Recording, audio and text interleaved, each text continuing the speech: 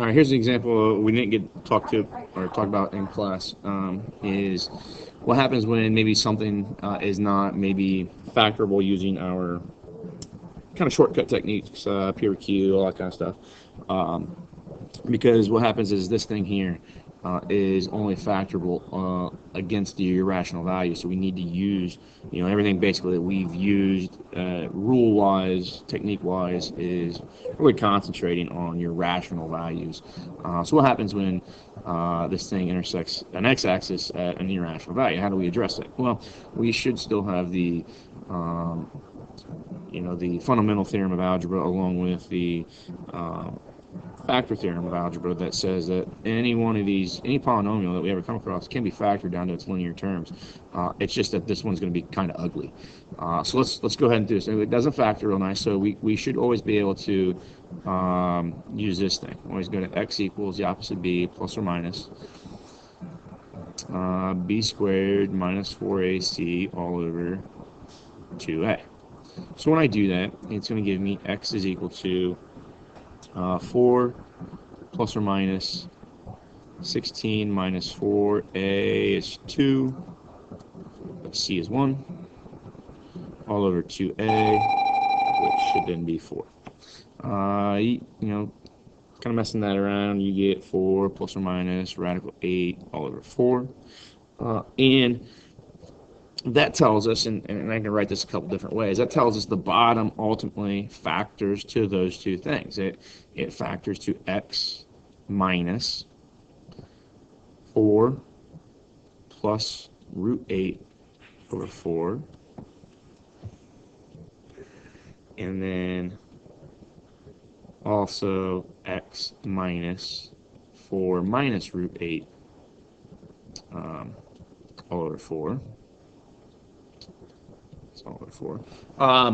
And if we were to FOIL that out, we get back to this thing. Okay. Now, obviously, in the event of doing a sign chart, these numbers here are kind of a pain in the butt to deal with. So let's change those to decimals, and which is fine. We just got to make sure that we don't change to decimals. Do a drastic rounding, and then when we choose signs or interval values, test values for our sign chart, that we don't choose anything really close to these things. So, for instance, this number here, I believe it's that one, goes to one of these goes to 1.707. So I'll have x minus 1.707, and then the other one is going to be x minus 0.2928. Okay, so that's the way that thing factors. It finds me the zeros. So what we've got here is that we've got x plus 1 up top. We got on the bottom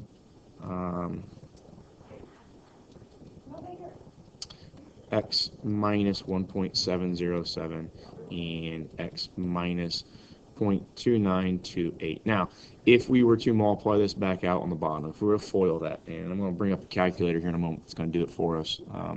We're not going to get back to this thing here that we started with. We're not going to get back to 2x squared minus 4x plus 1, because this thing only gives me the zeros. The quadratic formula gives me the zeros. If you start FOILing this, you get x squared. Okay, so really what happens is that we wanted a 2x squared, so there's a factor of 2 here that needs to come out and be written there. Now, it's really not a big deal because that factor of 2, if I look at the numerator, we got a factor of 1 out front.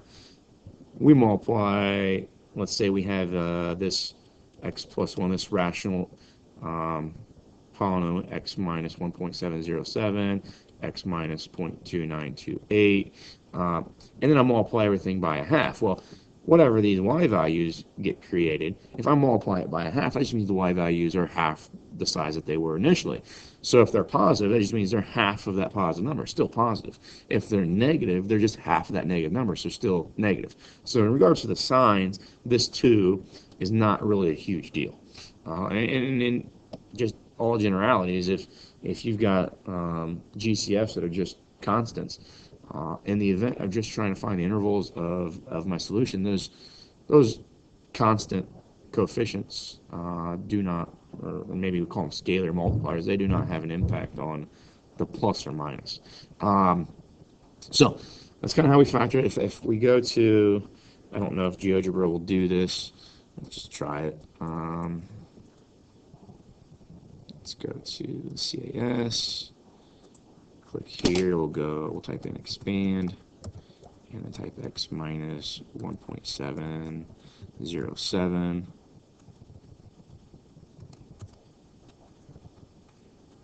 And then x minus 0.2928. See what it does. I'm going to cut and paste this in case it doesn't. We can go somewhere else and try it. It's not too bad. If we look at this, this number here, if that was 10,000 divided by 5,000 would be 2. So because of my rounding here, that number is pretty close to 2. And if we do this thing here, 625 and 312, 625 and 312, those are almost double 312, and you get 624. So those two things are almost a ratio of 1/2. So we really get, when I multiply that out, if I were to use more decimals in my x minus 1.707 to 0.2928, I would actually get x squared minus, okay, this thing goes to 1/2, or sorry, that goes to 2. 10,000 over 5 is 2.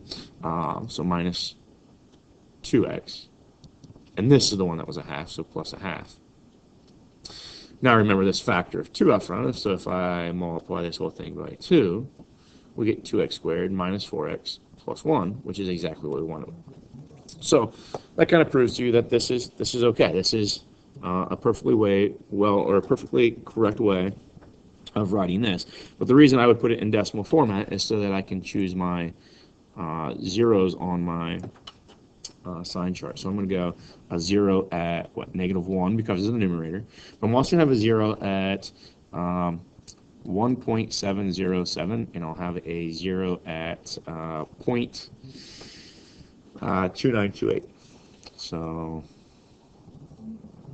0.2928. I'm just going to put open dots on those because they come from the denominator, so they cannot be included in my solutions. And then we just do this, and then we just put our factors over here: x plus 1, x minus 1.707, and then x minus 0.2928. Now, I would just be cautious, and this is kind of what I was talking about earlier, is because we did some rounding here, I would not choose like 1.708 to plug in, because I'm not sure how I rounded it. I would go like 1.8. Or at least 1.8, but 2 is over here, so 2 is probably a much better choice. Just be careful. Don't choose any test values that are really close to those things, and you shouldn't ever have to do that. But if I choose like -10 over here, -10 plus 1 is negative. -10 minus a number is still negative. -10 minus a number is still negative. So my total over there is negative. Between -1 and here, we should cross 0. So I'll try 0. That's going to be a positive number there, be a negative number there, a negative number there, and my total then is positive. And then between these two things, a nice number in there to choose would be 1. So it's going to be positive, and that'll be negative, and that'll be positive, so it gives me a total of negative. And then I'll choose like a number like 2 or 3 or 100, so give me positive, positive, positive, so my total is positive. Now I'm not sure, I think I wrote less than, so we're looking for negative values here. So we're looking there and there. So we go from -infinity up to -1. I have less than, so I'm going to exclude that. So that's my graph I'm looking at. These two things had to be excluded, not because of the less than, and they would be excluded with the less than as well, but the division by 0 is really why those two things are excluded. So we'll go 0.2928 to 1.707, and we'll union that. Now, depending on WebAssign, I'm not sure how WebAssign is going to ask this. They might ask you to type that in as rounded to the nearest 10th or 100th or something like that, or they could ask you to actually use these numbers here. Okay, so we had the 0.29 number. The 0.29 number came from 4 minus root 8 over 4. And the 1.7 comes from 4 plus root 8 over 4. So that would be, maybe if they wanted an exact answer, that would be the exact answer. But I'm thinking, I haven't looked at it, but I'm thinking that's probably what they're wanting, is the decimal thing. That's fine. Another way, or another thing to think about here, I guess, is what if this was equal to? If it was equal to, then we could include this -1. And you start thinking, well, if I can include that -1, I ought to be able to include these other two zeros. But we can't, because remember, those other two zeros, they come from the denominator. And even though maybe I have less than or equal to 0, I cannot put that 1.707 here, because it would give me 0, it would give me division by 0, and that's a problem. So that has to be open all the time. Any factor from denominators need open dots. Okay, you need that. You have to exclude them. All right, from your solutions, because if you include them, if I include them, the only thing that changes is eventually is that I have a bracket here around this number instead of parentheses, but that one bracket includes one more number in this solution than what I'm really interested in, what I need. So that would be wrong, even though you've got an infinite number of solutions that are correct and are right. The incorporation of one that is incorrect kind of negates the entire correctness of the problem. I'd like to look back at what this thing's going to provide me. Maybe if I look at graphing this thing with GeoGebra real quick, if I have x plus 1 up top, and on the bottom we had 2x squared minus 4x plus 1, and I make that less than 0. I talked about GeoGebra being able to do this for us.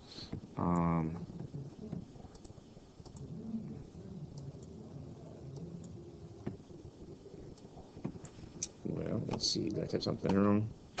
X squared plus 1, 2x squared minus 4x plus 1. I don't know why it's not graphing. Well, looking at Geo, I'm not sure why GeoGebra is not. I was trying to show you how it works with this less than 0, like it was doing in class with the polynomials, and it might just be that it doesn't do it with rational functions. But if I just write it as this, hit enter, okay, we see then, putting in maybe some extreme values here. Let's see here. Not extremes, I want the roots. The roots of this thing. You see that root of -1. So the question is, when is this function less than 0? We're seeing that it's below 0, below the x-axis. So maybe I make the x-axis red for us. Let's see here.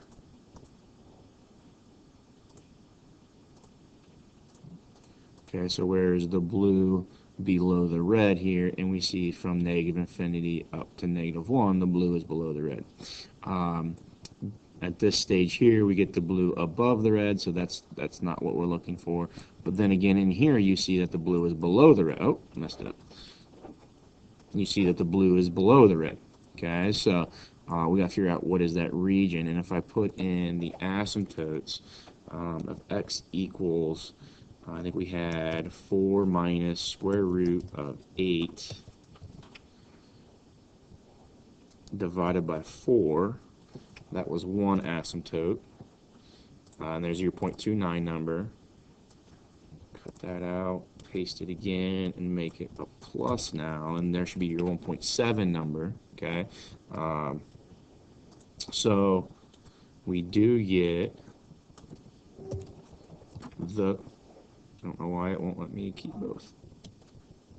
V, let's call this like R. Go. All right, so that puts in both those asymptotes, and we see that that blue curve is stuck between those asymptotes. So we're never going to go beyond those left or right. So between those asymptotes is where we are seeing that this graph, the blue one again, is below the red one. And that mimics what we found, that we are below, and I messed up the graph again. I think I grabbed it and slid it down. There we go. We are below, the blue one is below the red one from -1 to the left, so negative infinity up to -1, and then below again between these asymptotes, which was positive 0.29 and 1.71, and then again above it to the right, so we don't really care about that positive part. So that's just kind of a interesting question, I think, because of that factoring process, but that's how you would approach that.